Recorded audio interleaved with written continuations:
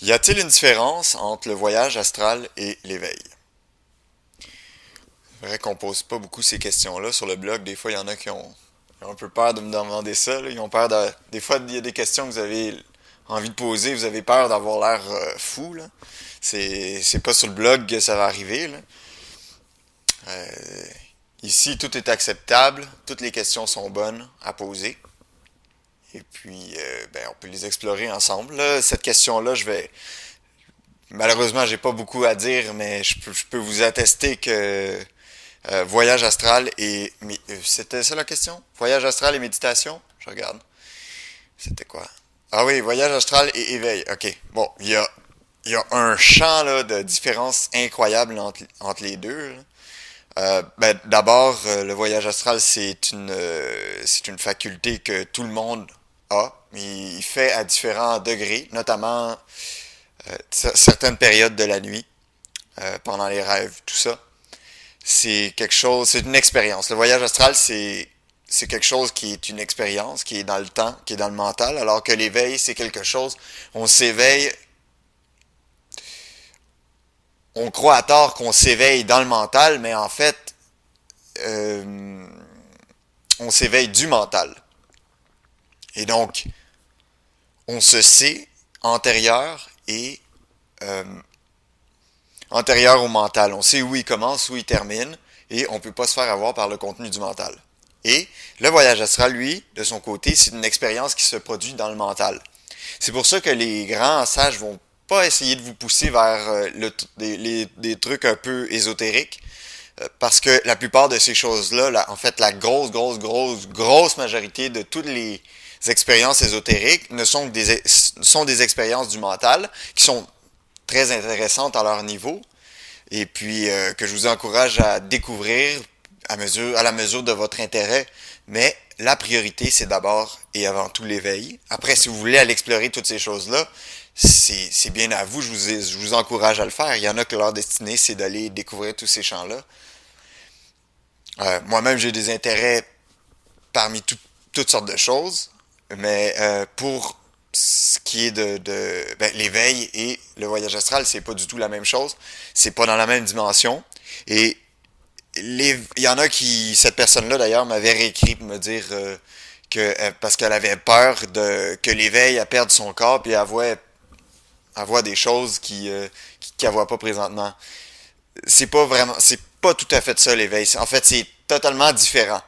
C'est vrai qu'on voit des choses qui sont plus sensibles, des choses qu'on voyait pas auparavant, et puis que on est beaucoup plus, on vit beaucoup plus sur le feeling des choses, plus que comment on interprète euh, les événements.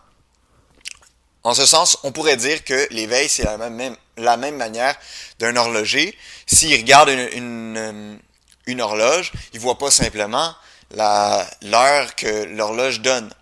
Il voit le mécanisme derrière, il voit où il y a des petits problèmes. Et si l'heure est pas la bonne...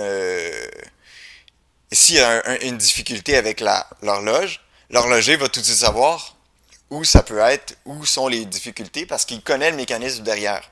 Alors l'éveil, c'est vrai que ça donne un recul qui permet d'appréhender toutes ces petites choses-là qui se passent en arrière-plan qu'on n'avait jamais vues avec nos yeux de chair, comme on dit. Mais c'est pas des ce qu'on perçoit, c'est plus le produit, ce qu'on perçoit, ce qui est à nouveau perceptible et qui l'était pas auparavant, c'est le produit d'une espèce de connaissance, je m'excuse du terme, mais on pourrait dire multidimensionnelle de la vie. C'est-à-dire, on sait qu'il y a des choses qui se passent au niveau, à certaines profondeurs du mental, d'autres choses qui se produisent à certaines autres profondeurs du mental.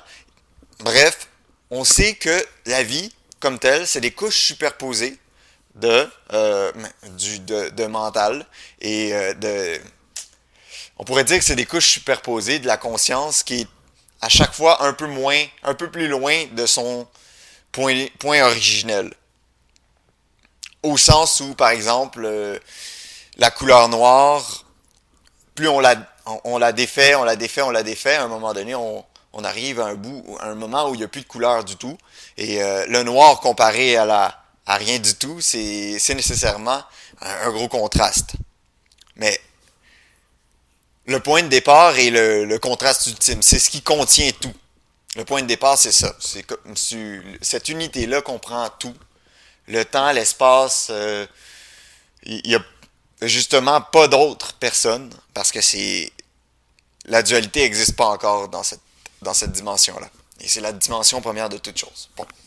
Donc, par rapport à ça, c'est le point immuable, le commencement et le commencement de tout. C'est vraiment, c'est si subtil, mais on dirait que simplement le fait de découvrir ça et le fait de méditer et de contempler sur la question et sur la réalité de cette fondamentale-là, on dirait que le mental se sépare en couches, puis on peut voir à travers, euh, plus d'une manière temporelle d'un point A au point B, puis de se dire, ah ben le problème est arrivé à ce point-là, quand j'étais petit, à 4 heures du matin, ma mère a fait ça, puis là, à cause de ça, ça a tout déboussolé le reste de l'histoire. Mais c'est plus, la constatation est plus du tout la même. Euh, le temps, il est à l'intérieur. Le temps est perçu. On peut percevoir le temps, cette dimension-là, cette dimension-là qu'on pourrait dire qui est horizontale. Mais surtout, le temps prend une allure. Le mental, en fait, pas le temps, parce que le temps fait partie du mental. C'est une des couches de base du mental. Le temps et l'espace, c'est une des couches de base du mental. On voit le mental de manière... tout comme on prendrait je sais qu'ils font ça maintenant, mais ils prennent le cerveau, par exemple, et ils coupent des tranches de cerveau pour étudier différentes parties du cerveau, comprendre la profondeur